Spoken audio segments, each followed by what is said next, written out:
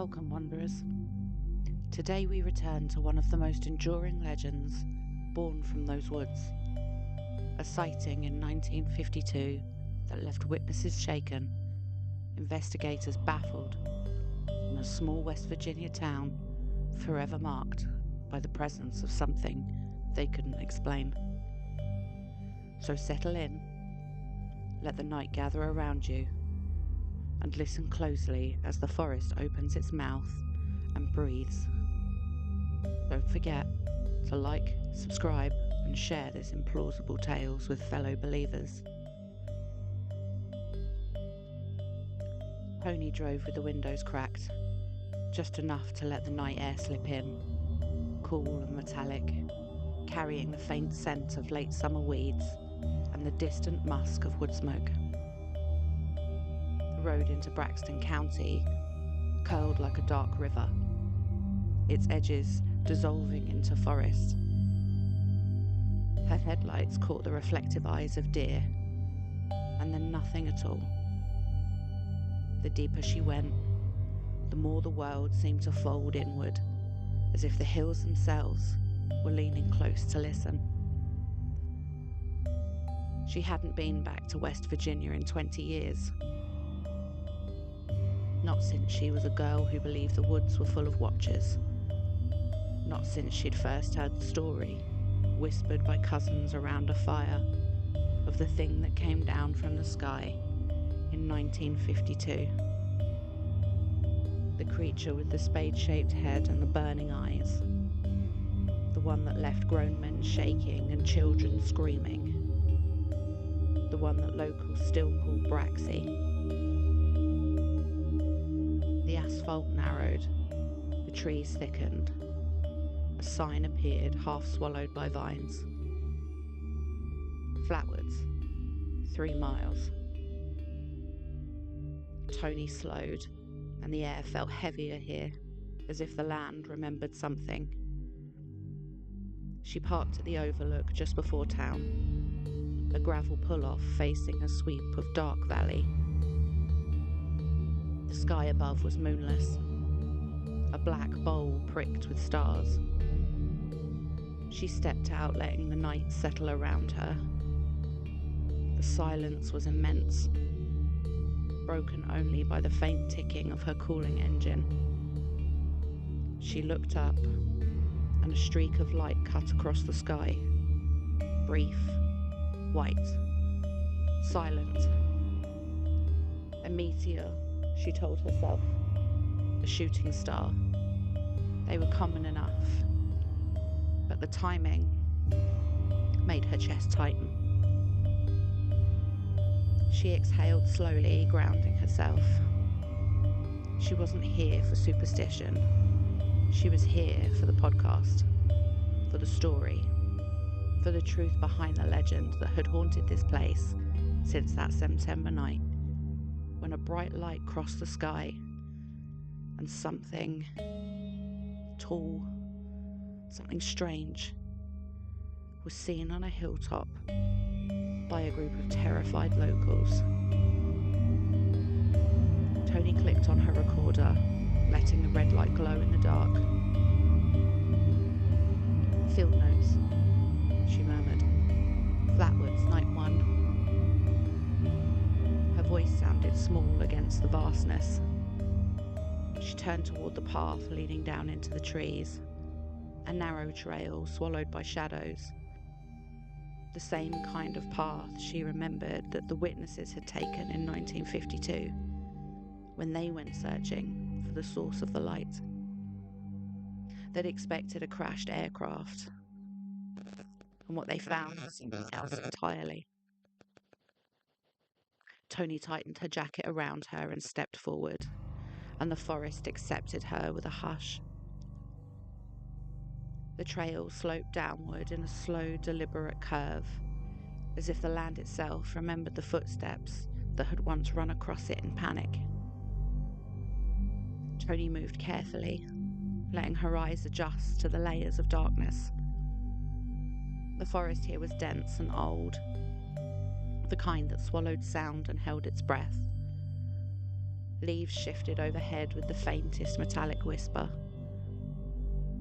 Her flashlight stayed off. She preferred the natural dark, the way it revealed shapes honestly without the harshness of a beam. The moonless sky left only silhouettes, trunks rising like pillars and branches arching like ribs. She paused at a bend in the path. This was where the first group had walked in 1952. 2 brothers, a friend, their mother, a National Guardsman and a local teenager. They'd followed a streak of fire across the sky. They'd climbed a hill expecting wreckage, smoke, maybe even survivors. Instead, they found something standing beneath the trees, tall, and its eyes burning red. Tony let the memory settle. She'd read every account, every interview. The details varied, but the shape remained. A figure of at least 10 feet tall, a head like an ace of spades, a body that glided rather than walked. Some said it wore a metallic suit, others said it was floating. All agreed on the eyes. The air grew thicker, tinged with the faint scent of iron. A low mist clung to the ground, curling around her boots. The forest floor dipped into a shallow hollow, the kind that collected fog and stories. Crickets fell silent as she entered. Tony stopped. A shape rose ahead. Not a creature, but the rusted skeleton of an old fence half collapsed. Its wire twisted into thorny spirals, and beyond it, the trees opened into a small clearing. The grass was flattened in a circular pattern, as though something heavy had once pressed down from above. She crouched, running her fingers lightly over the earth. Undisturbed for years, but the shape of the clearing felt intentional, like it was etched into the land. Field notes. This clearing matches the approximate location of the original sighting. Witnesses describe a pulsing red light, a burning smell and a mist that made their eyes water. She paused, listening. A soft rustle moved through the trees behind her. Not like wind or an animal, but something slower and more intentional. Tony straightened, turning her head just enough to catch the movement at the edge of her vision. A shadow slipped between trunks, gliding rather than stepping. Her pulse quickened, but she didn't move. The forest held still around her, waiting. A faint glow flickered, not bright or steady, but enough to catch the shape of something reflective.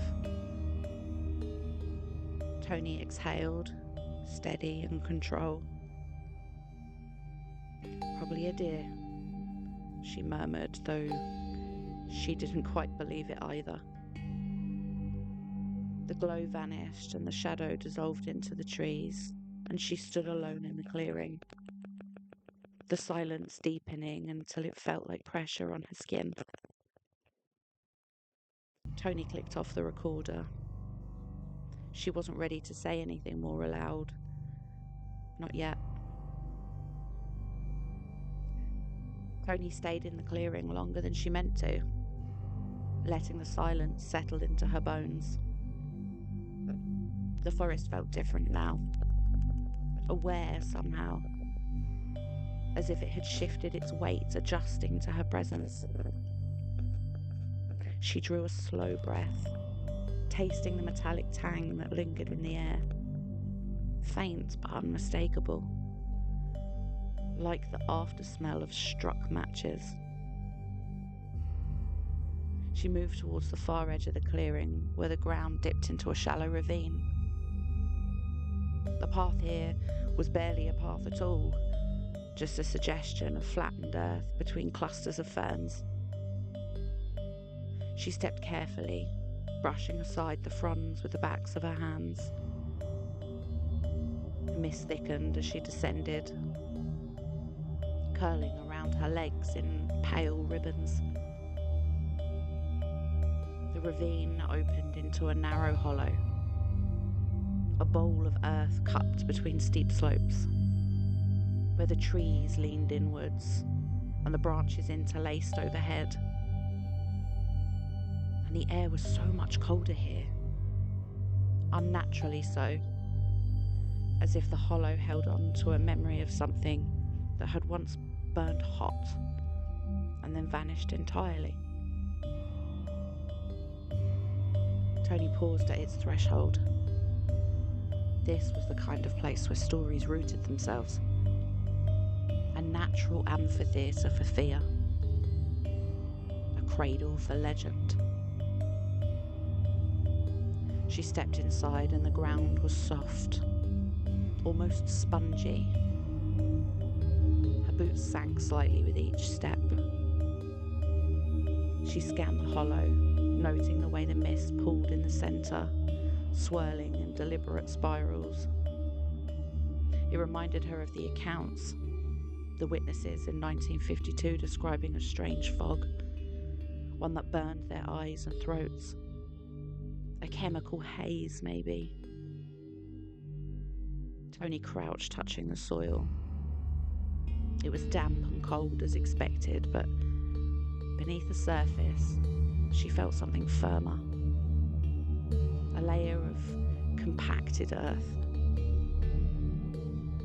And a faint hum drifted through the hollow. It wasn't mechanical, but it wasn't natural.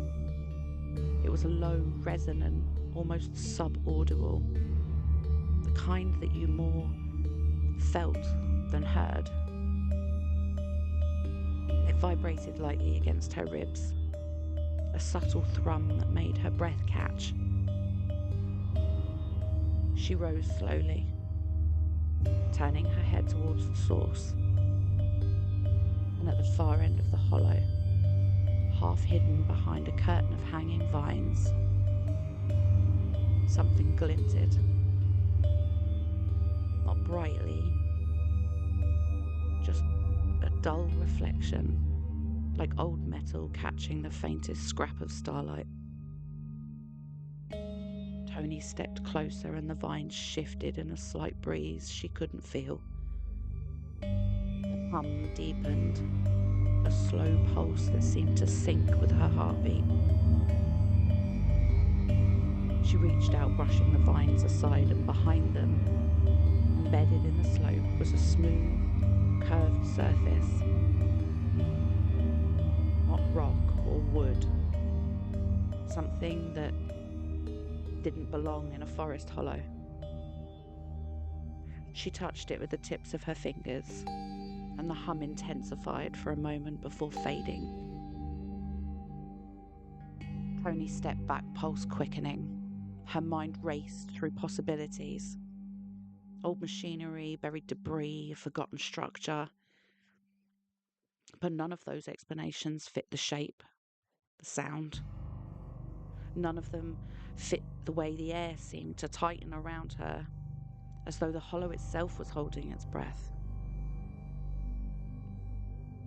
A soft rustle came from behind her, and at the rim of the hollow, silhouetted against the faint starlight, stood a tall, narrow shape, motionless, just watching. Its outline was too wrong, the head tapering into a point like a spade. Tony didn't move, and the shape didn't either. And for the longest of moments, the hollow held the two of them in perfect stillness.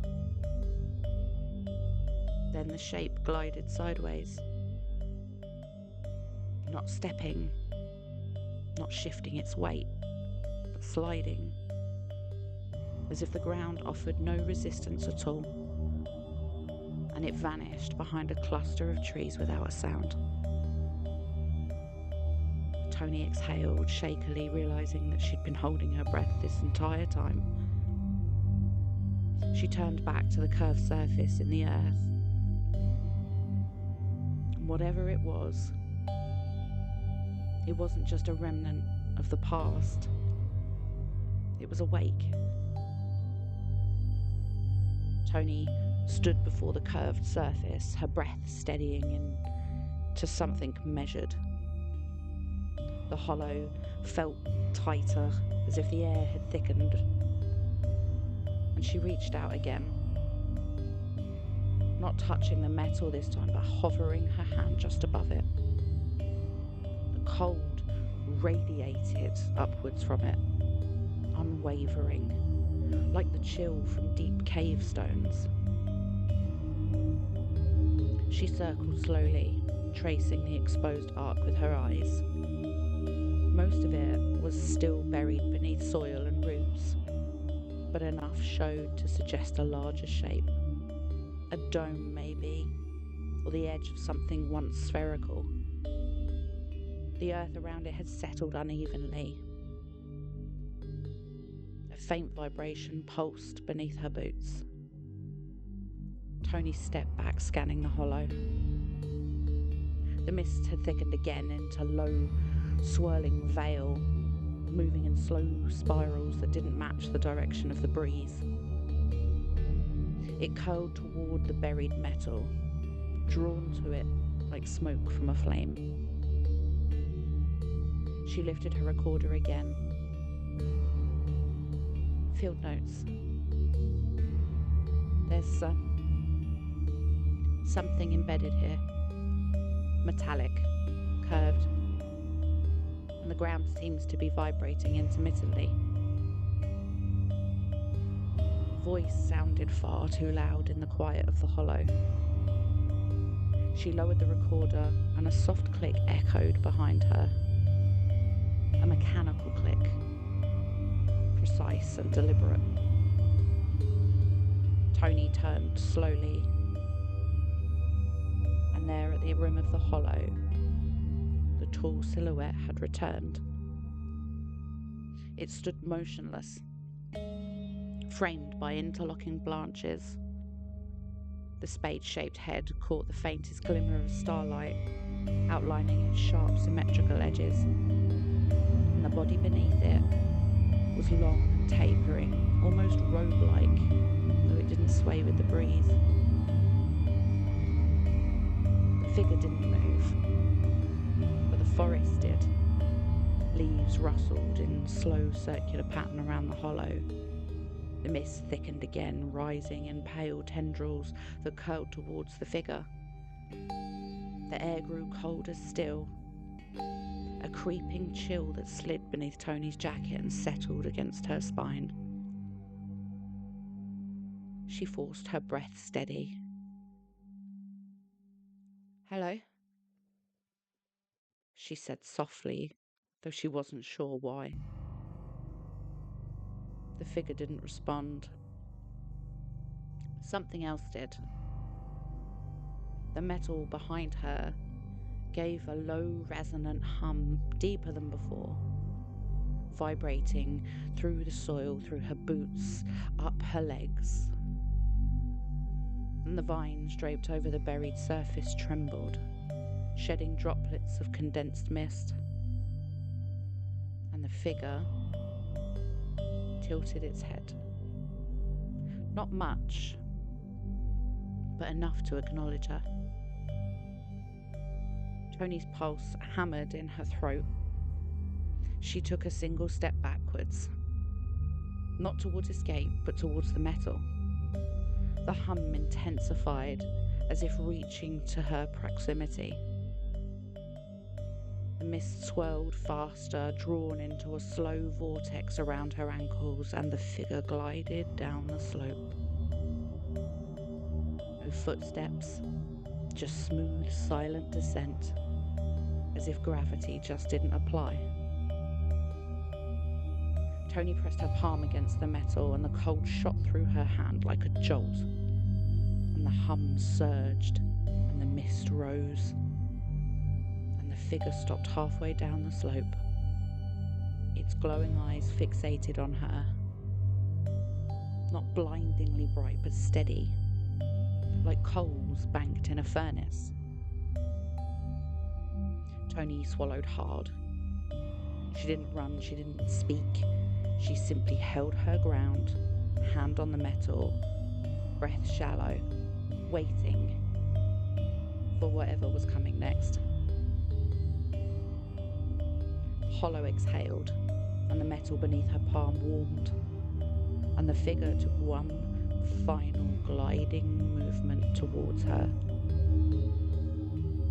Tony kept her palm pressed to the metal, feeling the warmth gather beneath her skin.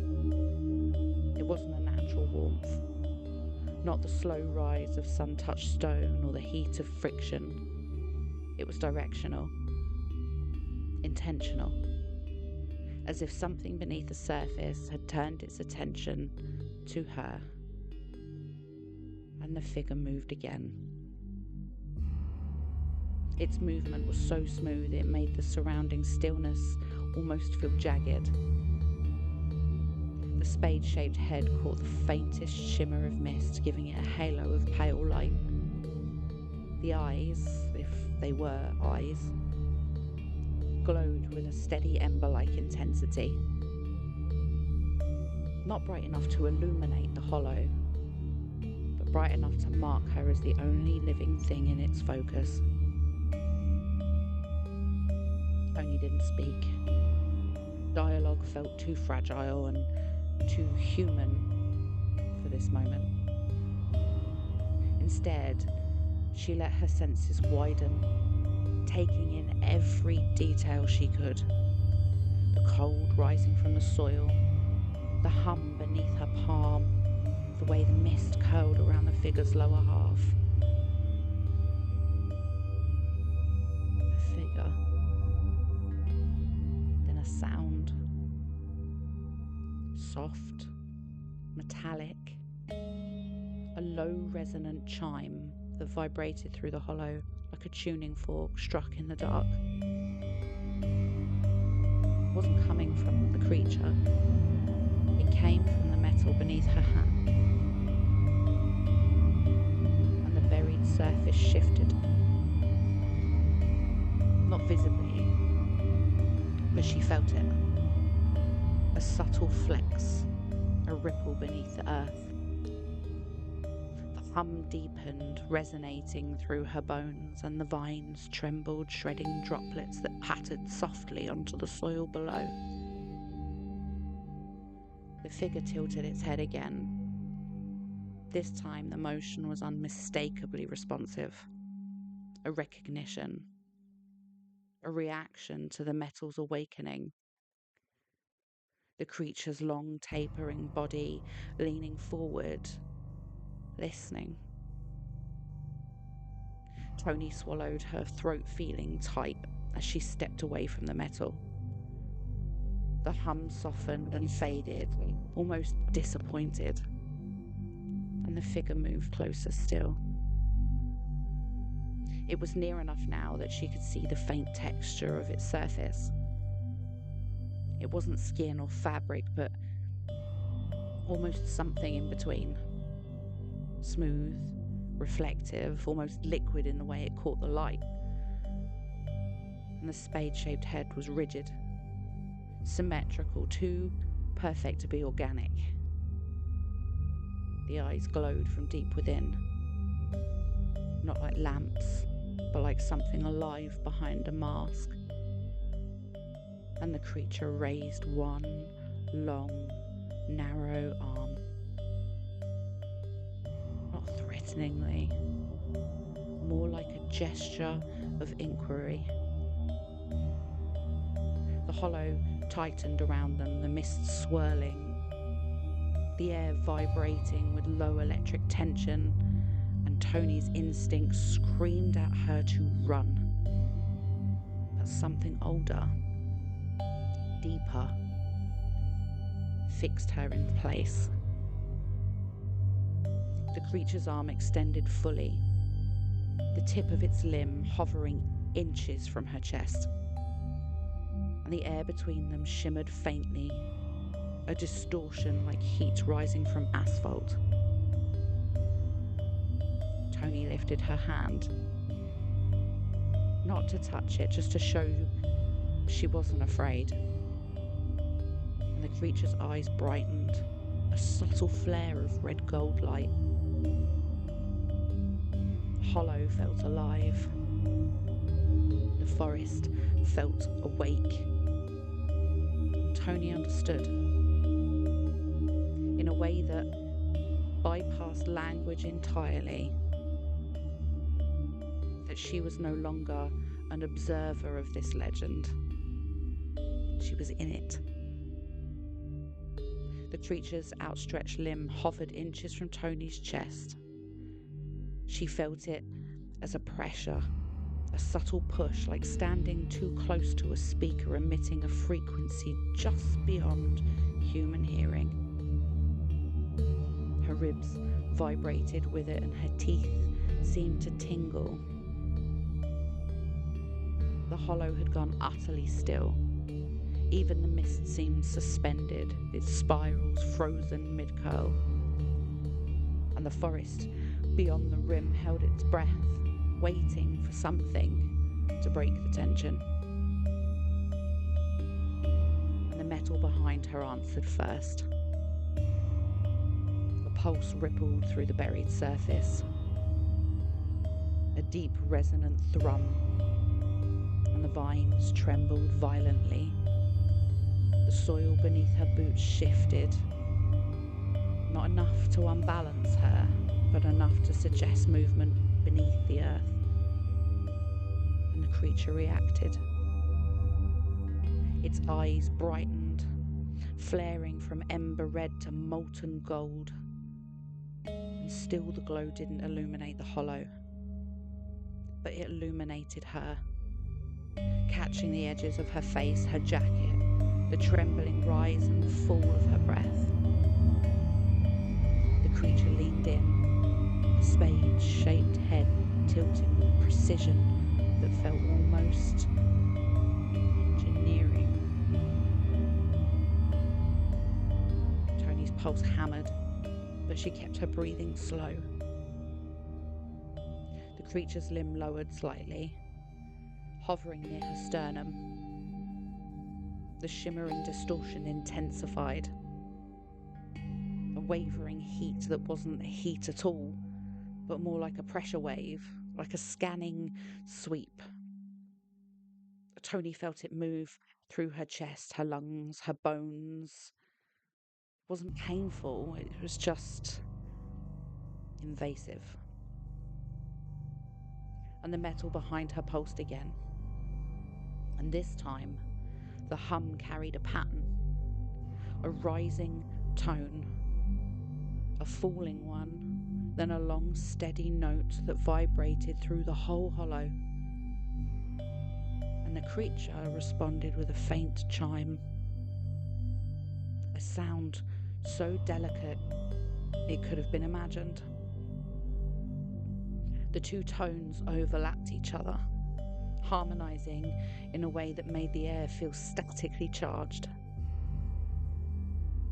Tony realized she was standing between them, between the buried object and the thing that had come for it. The creature's eyes dimmed, shifting from gold back towards ember red. Its limb retracted a few inches, the shimmering distortion fading, the mist resuming its slow movement. The creature turned its head toward the buried metal, a soft, almost imperceptible nod. And Tony felt the meaning of it without needing the words. It wasn't here for her. It was here for whatever lay beneath the soil. The metal pulsed again, a slower rhythm, like a heartbeat settling after exertion. The creature responded with another chime, this one lower, more resonant, and the air between them shimmered faintly. And the creature turned back to her. It lowered its head, not in a bow, not in submission, but acknowledgement, recognition, a gesture that felt older than any language. Tony's breath caught. The creature glided backward, ascending the slope without disturbing a single leaf. And at the rim of the hollow it paused, its silhouette framed by the interlocking branches, the mist curling around it, and then it vanished. Not in a flash or abruptly, it simply slided sideways into the dark. The hollow exhaled. The hum beneath the soil faded back into silence. Tony stood alone, her hands still tingling from the contact with the metal, her heartbeat slowly returning to its natural rhythm. She lifted her recorder with a trembling hand, but she didn't speak, not yet. Some moments were too large for words. Tony climbed out of the hollow slowly, each step deliberate, as though the ground beneath her might shift again at any moment. The forest felt different now. Alert. The mist thinned as she ascended, unravelling into pale threads that drifted back towards the hollow, as if reluctant to let her go. And at the rim, she paused. The trees stretched tall and silent around her, their branches interlacing overhead in a canopy that filtered the faint starlight into scattered shards. The night air tasted cleaner here, less metallic, though the memory of that strange vibration hummed faintly in her bones. She turned back once. The hollow lay still, its secrets tucked beneath the soil, the vines settling into place, as though nothing had disturbed them at all. If someone else walked past tomorrow, they'd see only a dip in the land and a patch of mist. A quiet place where nothing remarkable had ever happened. But the earth remembered. And now, so did she. Tony continued up the slope, her breath steadying as she reached the crest. The overlook where she'd parked was visible through the trees, her car a dark shape against the gravel. The sky above had cleared, revealing a sweep of stars, so sharp that they looked almost carved into the darkness. She stepped out into the open, and a breeze moved across the valley, carrying the scent of pine and distant chimney smoke.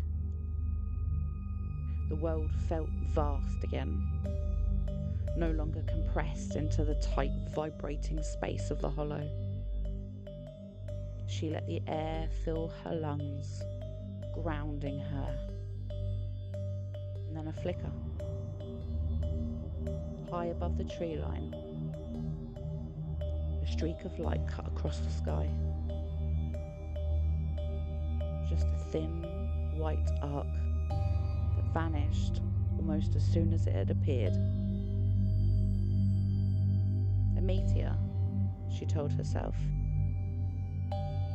But the timing made her chest tighten. She lifted her recorder, thumb hovering over the button. For a long moment she didn't press it. Words felt too small for what she'd witnessed, too human. But stories needed beginnings and endings. So she clicked the recorder on. Field notes. Flatwoods. Don't know what I saw. But the land remembers something. And whatever came down in 1952, it wasn't just a story. It wasn't just fear or misidentification or a conspiracy. Something was here.